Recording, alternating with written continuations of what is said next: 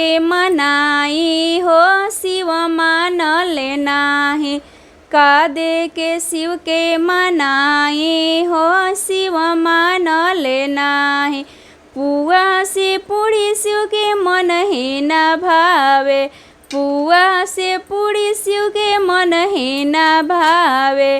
भंगिया के गोला कहाँ पाइबे हो शिव मान लेना है। भंगिया के गोला कहाँ पाई हो शिव मान लेना है।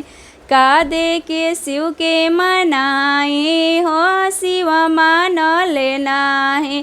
का दे के शिव के मनाई हो शिव मान लेना है। पियरी पीतम्बर शिव के मन ही न भावे। पियरी पीतम्बर शिव के मन ही न भावे। मिर्गा के छाला कहाँ पाई हो शिव मान लेना है। मिर्गा के छाला कहाँ पाइबे हो शिव मान लेना है। का दे के शिव के मनाई हो शिव मान लेना है।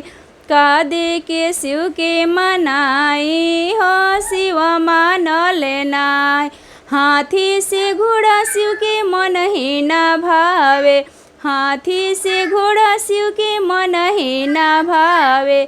बसहा बैल कहाँ पाई हो शिव मान लेना है। बसहा बैल कहाँ पाइबे हो शिव मान लेना है। का दे के शिव के मनाई हो शिव मान लेना है।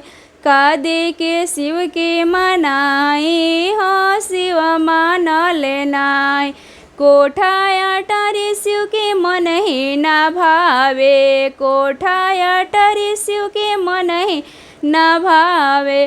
टूटही मड़ैया कहाँ पाइबे हो शिव मान लेना है।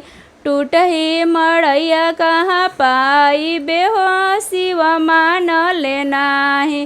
का दे के शिव के मनाइबे हो शिव मान लेना है।